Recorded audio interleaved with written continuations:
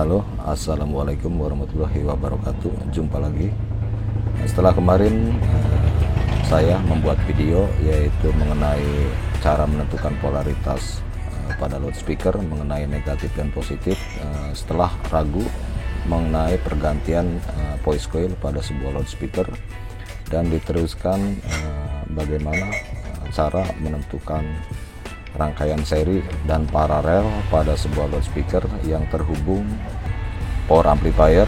Saya akan memberitahukan ke power amplifier yang terhubung dengan impedance sebuah beban atau loudspeaker. Jadi nanti saya akan simulasikan tidak menggunakan loudspeaker, jadi saya akan gunakan simulasi seperti biasa, dummy loop, dengan tujuan apa sih pengaruhnya, apa sih fungsinya. Power amplifier bisa dikatakan berdaya besar dan watt besar, jadi dia teracu terhadap beban di bagian output. Contohnya ini nanti saya akan simulasikan. Nah, ada sebuah power amplifier yang terhubung dengan beban yaitu loudspeaker. Nah, teman-teman, di sini pengaruhnya apa? Beban di bagian impedance dari mulai 8 ohm nanti dihitung mendapatkan tegangan output berapa, dan di beban 4 ohm outputnya berapa, dan di 2 ohm hasilnya dari output seperti apa. Pengaruh dari beban yang terhubung ke power amplifier, dan juga nanti mendapatkan ampere berapa di segi outputnya di bagian dummy load dari mulai 8 ohm, 4 ohm, dan nanti di 2 ohm. Oke, pertama-tama saya akan ukur dulu tegangan di bagian DC supply, tegangan berapa yang terhubung ke bagian power OCL stereo ini, nanti tegangan DC nya berapa, mendapatkan outputnya berapa. Oke, langsung saja. 33,7 volt DC, sama antara negatif dan positif simetris 33,6 dan 7. Dan sekarang saya akan pindah ke AC. Nanti kita akan lihat responnya di beban 8 ohm dulu. Saya akan load. Di sini saya injek pakai sinyal generator menggunakan 1 kHz, dan volume saya maksimalkan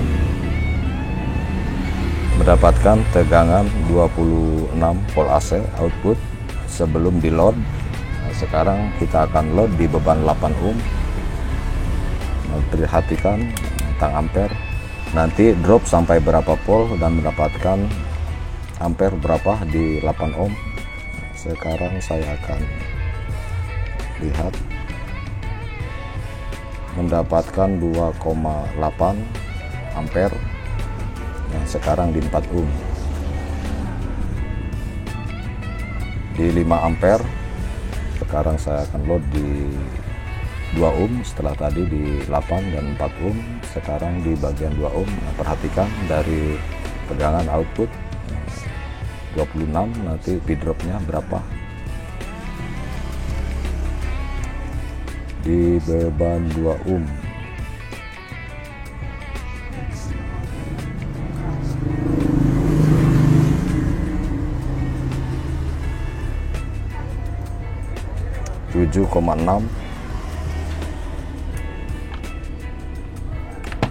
di drop di 14,3. Nah, setelah tadi dari hasil simulasi kita sudah masukkan angka-angkanya, yaitu di beban 8 ohm setelah kita load dari awal mula tegangan 26,3 volt AC drop menjadi 22,3 volt AC dan mendapatkan ampere di 2,8. Dan sedangkan di beban 4 ohm sebelum di load 26,3 menjadi 19,7 mendapatkan ampere ampere. Dan yang terakhir tadi di load di beban 2 ohm sebelum mendapatkan 26,3 dan menjadi 14,3 dan mendapatkan ampere 7,6. Nah, setelah dihitung teman-teman, di sini untuk 8 ohm mendapatkan watt di angka 62,4 watt, dan untuk beban 4 ohm yaitu 98,5 watt, dan untuk 2 ohm yaitu mendapatkan 108,6 watt. Nah, setelah simulasi dari hasil load dari power amplifier menggunakan tegangan supply dari 33, volt DC, mendapatkan hasil bahwa rekomendasi di 4 ohm yaitu 98,5. Jadi antara di 8 ohm dan di 4 ohm di sini sangat signifikan perbedaannya, yaitu dari 62 naik menjadi 98, dan di beban 2 ohm dia naiknya tidak terlalu signifikan karena mendapatkan 108. Jadi dropnya parah dari 26 ke 14,3, jadi hilang hampir setengahnya, karena jadi tidak merekomendasikan untuk beban 2 ohm untuk power amplifier OCL tersebut, karena di 98 ini puncak hasil tidak drop parah. Jadi bisa diketahui teman-teman bahwa semakin impedance speaker rendah, semakin besar watt output dari power tersebut. Semakin besar impedance dari loudspeaker, semakin kecil dari watt power amplifiernya. Oke, mudah-mudahan dari hasil simulasi ini, bagi teman-teman yang belum tahu apa sih pengaruhnya impedance pada power amplifier, nah di sini jadi semakin kecil hasilnya semakin besar dari watt output, semakin besar impedance semakin kecil dari watt output power amplifier. Oke, mudah-mudahan bermanfaat.